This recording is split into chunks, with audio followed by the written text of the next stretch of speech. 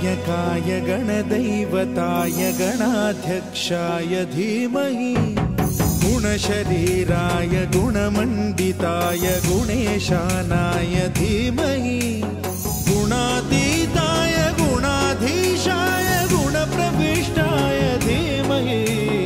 एकदन्ताय वक्रतुण्डाय गौरीतनयाय धीमहि गजेशानाय भालचन्द्राय श्रीगणेशाय धीमहि एकदन्ताय वक्रतुण्डाय